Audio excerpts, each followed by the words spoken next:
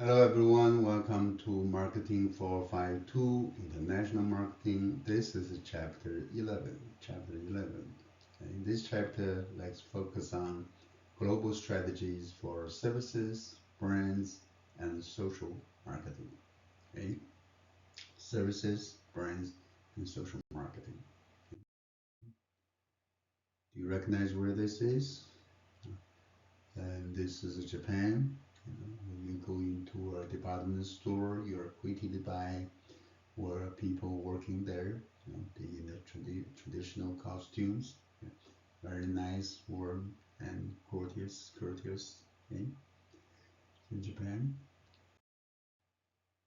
In this chapter, we're going to talk about the marketing services, how to market services globally, okay, your branding decisions, yeah, how to protect your trademarks and brand, okay?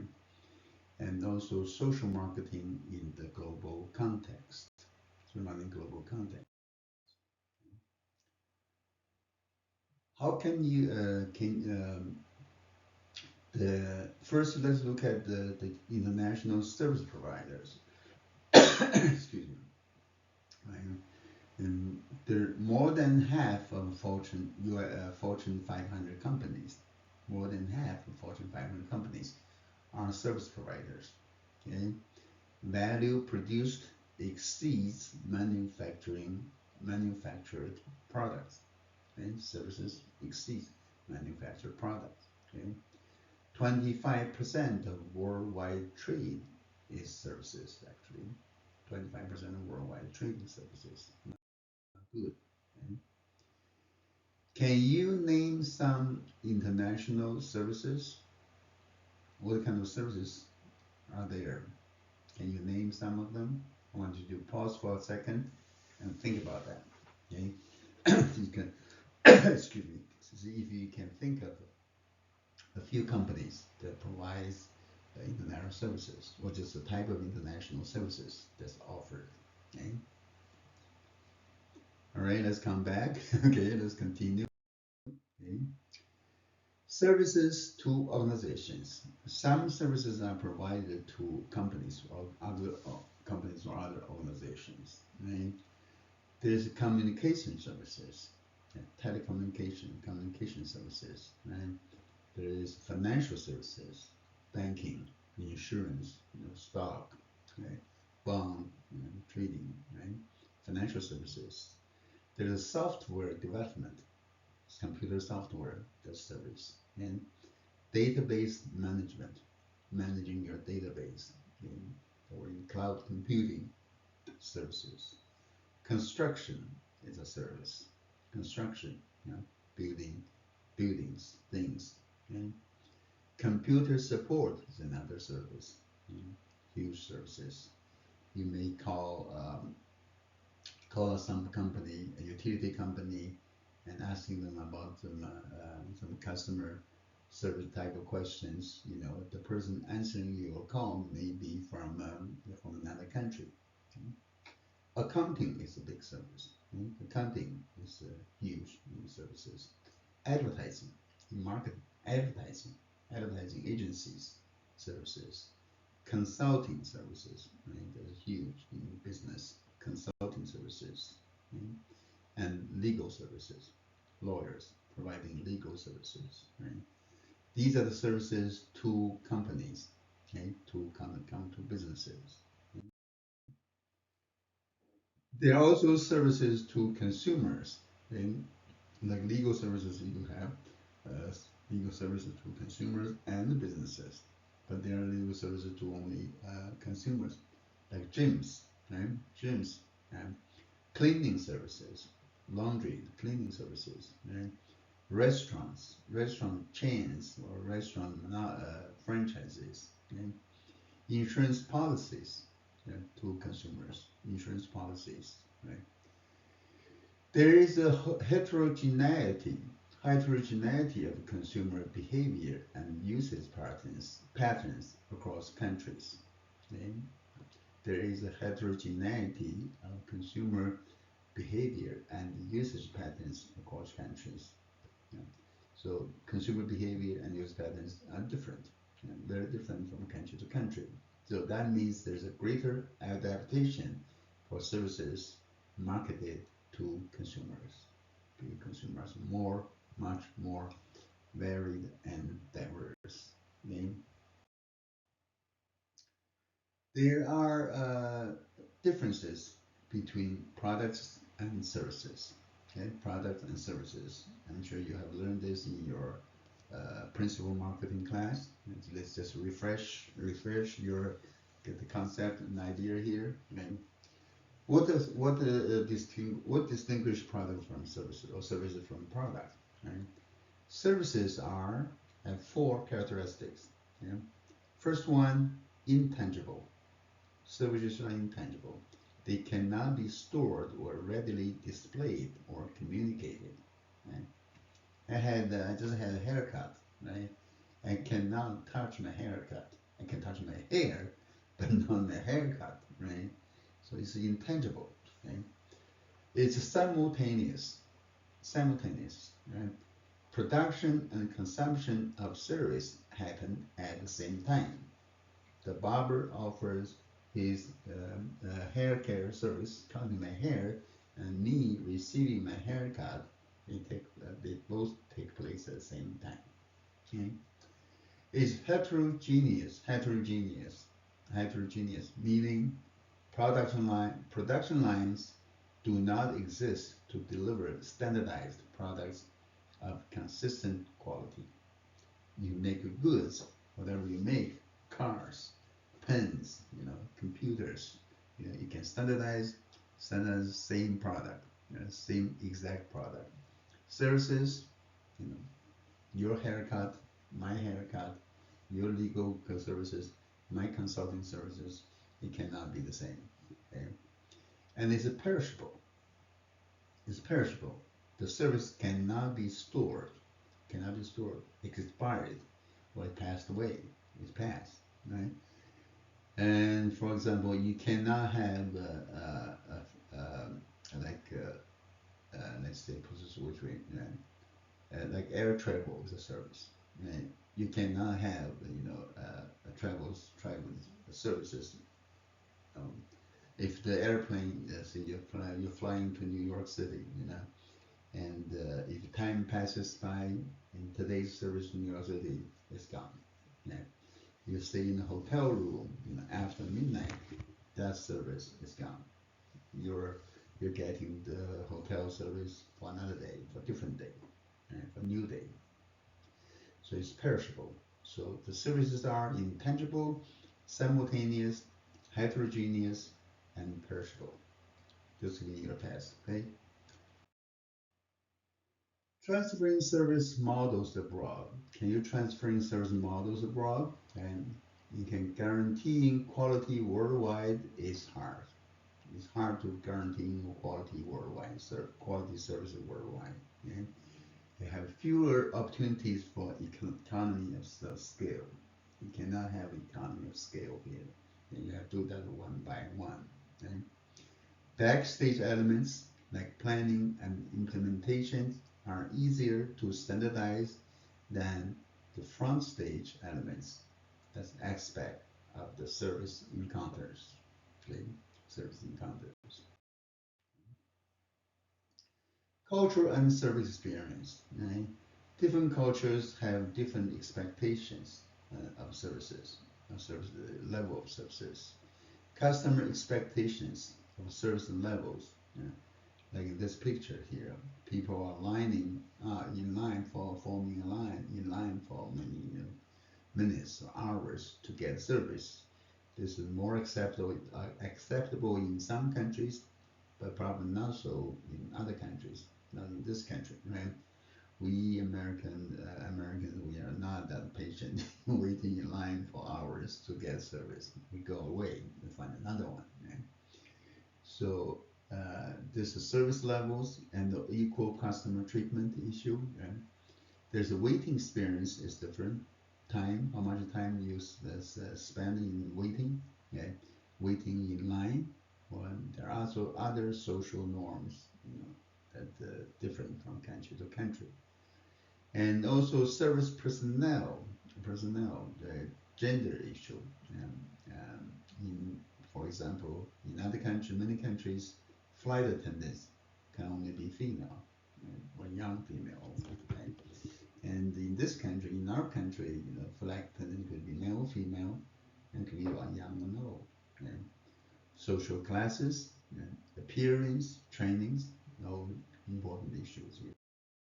Okay? Imagining beer, for example. Let's say beer, right? You have Coors Light, okay? You have Heineken, okay? You have Past Blue Ribbon, right? You have Foster's. Do they have the same image? Okay? They have the same image. Your brand has image. A brand has your image. Okay? Maybe working class people may prefer Coors Light, right? Um, White collar people may prefer Heineken.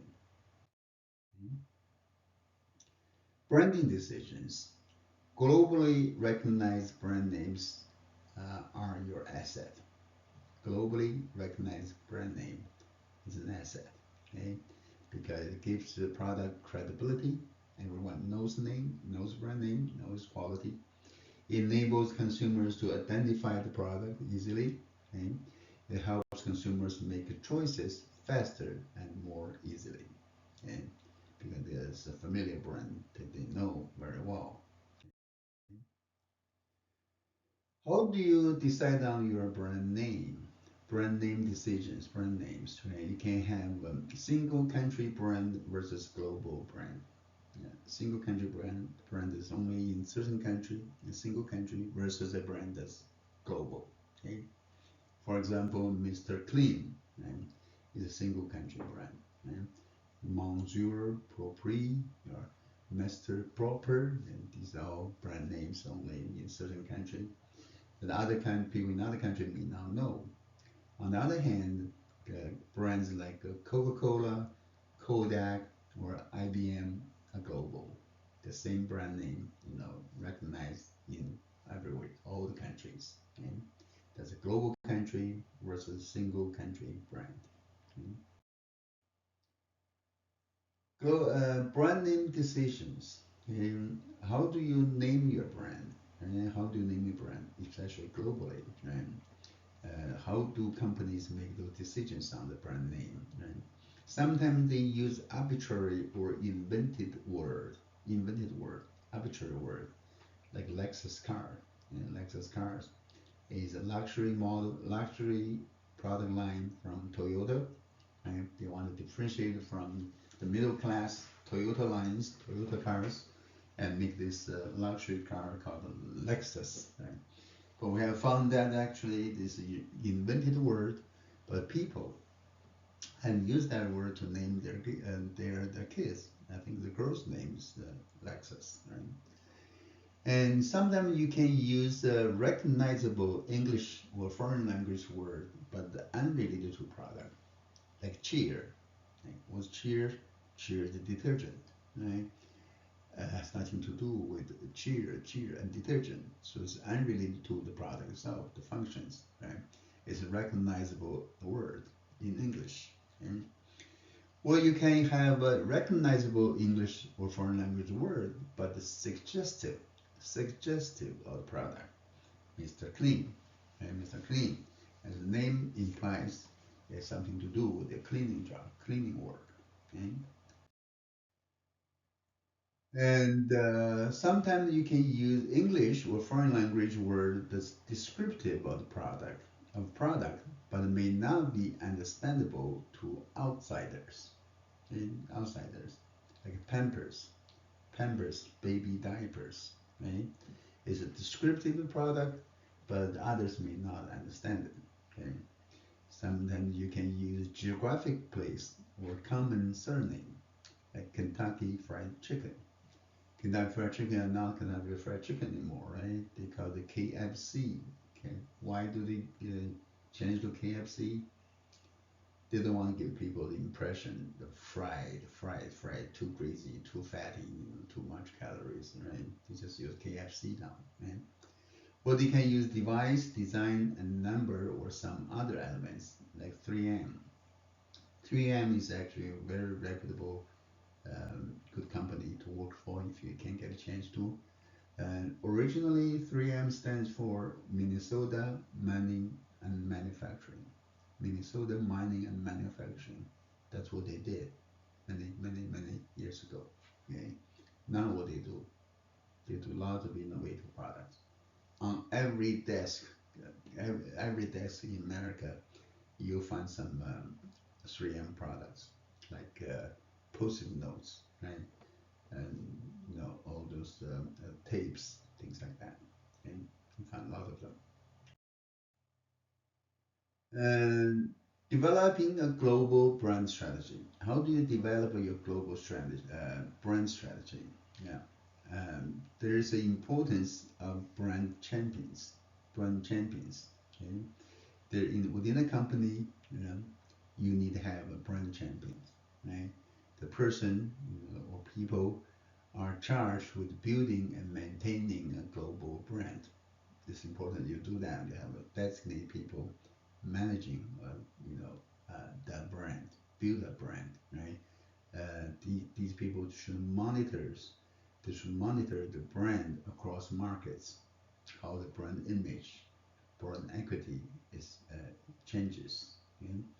It authorizes the use of the brand on other products and businesses, what we call brand extensions. They have to get permission to extend the brand.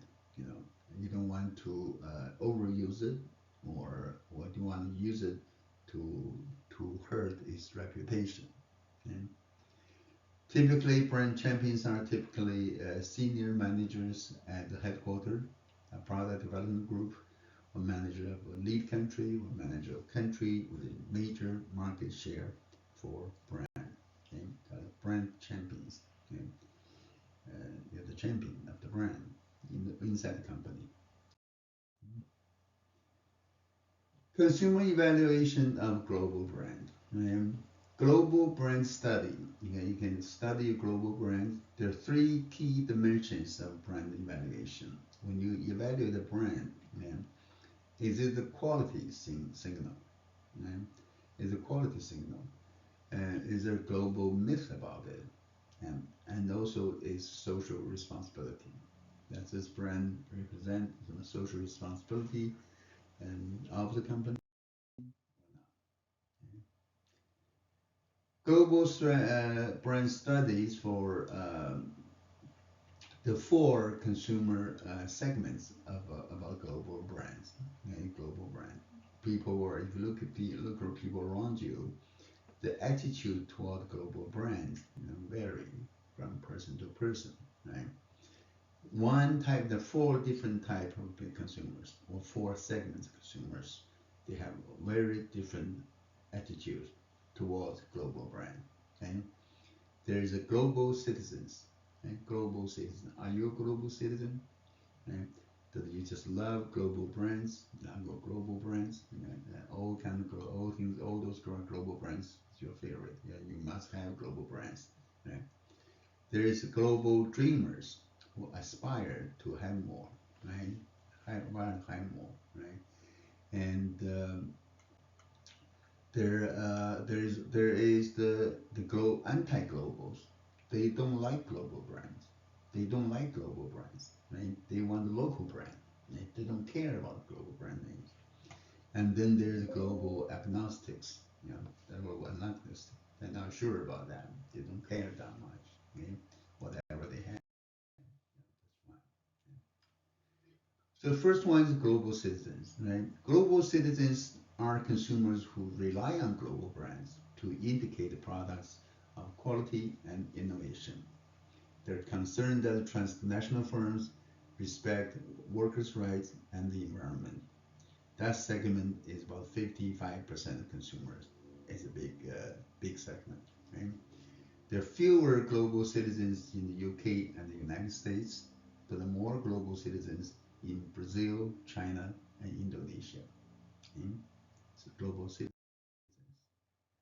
Global dreamers, the consumers who think global brands represent quality. Okay? Consumer attracted to lifestyle that the global brands portray. Okay? They love the lifestyle. Okay? They're less concerned with the social issues. Okay? Global dreamers segment is about 23% of consumers. Okay? Young people in Russia, the Ukraine, and the US view themselves as a part of global world and preferred global products. Okay? That's global dreamers. Anti-globals. These people, this segment, they are skeptical of the quality of global brands. They also do not trust transnational firms. Right? They prefer to buy local and avoid global products. They want to buy local. Okay? That segment represents 13% of consumers. Okay? This segment is common in Great Britain, China, but less common in Egypt and South Africa. Okay? Anti-global. Then there's global agnostics. Okay? They judge global and local brands by the same criteria. They don't care if it's global or local. They want to judge the brand by its own merit. Okay? Neither impressed or alienated by global brand. Right? The global agnostics represent 8% of consumers. Right? What about you guys? Man? Think about yourself. Who are you? Are you a global citizen, global dreamers, anti-globals, or global agnostics? For me, myself, I think I'm in the 8% of consumers who are global agnostics. I don't care that much about local versus global brand, as long as it's good, okay? Good price, good functions. Yeah, that's just me. Yeah. Think about it yourself, right? And this segment is larger in the U.S. Interesting, right? Larger in the United States and South Africa, but less common in Japan, Indonesia, China, and Turkey. Hmm? And these are the top 30 global brands. Okay? Number one, Coca-Cola, U.S. company, right? IBM, Microsoft, GE, all American companies. Then there's Nokia, Finland, Toyota of Japan. There's Intel, McDonald's, Disney, Google, all American. Mercedes-Benz, the car maker in Germany. Hewlett-Packard, U.S. company. BMW, Germany. Gillette, American Express. And Louis Vuitton of France. Cisco and Marlboro, U.S. Okay. You can see the top 30 global brands. More than half are U.S. companies, and many in Germany, Europe, and Japan. Okay. Citibank, Citi is U.S. Honda, Samsung, heard about H&M, Oracle, Apple, Sony, Pepsi, HSBC, Nescafe, Nike, and UPS. Okay. Repositioning beer. Do you guys drink beer? Do you drink beer? Okay. And have you heard about the beer called Stella Artois? Stella Artois. I don't like beers. I don't drink alcohol. Actually, almost none. But you may like it as beer, right? Have you heard about it? Have you tried Stella Artois? Yeah. In Belgium, in the home country of Belgium, this Stella Artois is fit for an old peasant. Yeah, it's fit for an old peasant. But in the United States, though, it's reassuringly expensive. It has a limited supply and distribution. It has a high price point. Why is that? It's because this Belgian beer, Stella Artois, is competing. They want to unseat arch rival Heineken. So, what risk might be associated with Stella's positioning strategy? It could be a problem, right? If a global traveler, in the American traveler for tourists, for example, used to be enjoying this expensive expensive beer from Belgium, Stella Artois, and then travel to Belgium and find out that this is a cheap beer for the old peasant. They'll be shocked there to them. Okay. Pan-regional brandings. They are brands that are not global, but they're regional, pan-regional. There are very few truly global brands, but the pan-regional brands are increasing. Okay. Have you heard about the Shangri-La Hotel? Shangri-La Hotel, we don't see much here in North America and Europe, but it's a hotel chain very famous in Asia. Okay? Varig Airlines is very popular in Latin America. Electrolux, very popular in Europe. Danone, Danone is also very popular in Europe. Okay? These are all pan-regional brands. Okay? Or these last two also called the Euro brands. Yeah, Euro brands. These are the global reach of selected Kraft products. Kraft, the American company, you can see they have their brand names in different markets. Alpen Gold in Poland, Russia, and Ukraine. Capri Sun in Puerto Rico, United States. Grand Denier in France. Honey Maid in Canada and the US. Jacobs in many countries. JLo in many countries. Kenco, Kool-Aid in many countries. Lacta only in Brazil and Italy. Lunchables only in the US. Marabou in Denmark, Finland, and Sweden. Maxwell House, many. Milka, many. Yeah. Oreo cookies, anyway. Riz, many. You can say, right? Like the Cemento, only in Italy. South Beach Living, only in the US. You can see their different brands offerings in different country market. Okay? Private branding. Next, let's talk about private branding. What's a private branding? Private branding. Do you guys shop at Costco? The Costco stores, Costco's home wholesale market. You probably noticed there's a Kirkland brand of things offered in Costco, right? Do Costco manufacture those Kirkland brand of merchandises? They vary from all kinds of things, from fruit juice, nuts, to many things. They all have the same Kirkland brand. Right? Costco does not make those does not make those products. Okay? It's got the private branding. It basically is supplying products to another party for sale under the latter's brand name. Okay? The advantages for firms with strong manufacturing skills but little access to foreign market. Okay? But the firms remains dependent on another manufacturer or distributor and must share profits. That's the issue with the private branding, okay? But it's strategy. Okay? They are threats to global brand. If you are an American company, you have a global brand, you go global, go international, there will be threats. Lots of threats. Okay, threats that you may and may not, realize immediately. Okay, what are the threats to you? Okay, let's look at it here. Okay?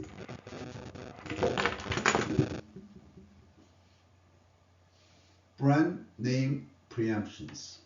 Okay, brand name preemptions. Yeah. Local individuals or businesses register a famous international trademark in their country before the real owner of the brand does that. They preempt your brand name. That's a problem, right? And the brand imitations, right? Employing packaging or marking that closely resemble those of brand imitations. Okay? Counterfeit production, illegal use of registered trademark, counterfeit, or piracy, counterfeit production of copyrighted materials. Okay? And these activities, these behaviors were encouraged by a weak global legal infrastructure in those countries because they failed to sign international treaties or enforce protection law, and the process will treat foreign applications same as domestic applications. That's something you have to be aware of. Okay? Fighting counterfeits. What do you do with counterfeits? Right? You can do nothing. Sometimes you may have to co-op with the offenders, or you may want to educate their governments. Uh, you may want to advertise that consumers know the counterfeits, right? Or participate directly in investment and surveillance. And you can continue changing aspects of product, high-tech labeling and packaging. High-tech labels that they cannot counterfeit, they cannot to make, okay? Or change your packaging, or push for better legislation, better government, and employ coalitions is one. Reconsider more aggressive pricing. Reconsider more aggressive pricing, okay?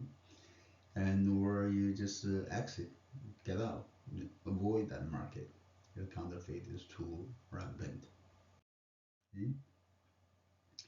Social marketing. Okay? Let's talk about social marketing. What is social marketing? Social marketing is adaptation of marketing practices designed to influence the voluntary behavior of a target group in order to improve their personal welfare and that of the society to which they belong.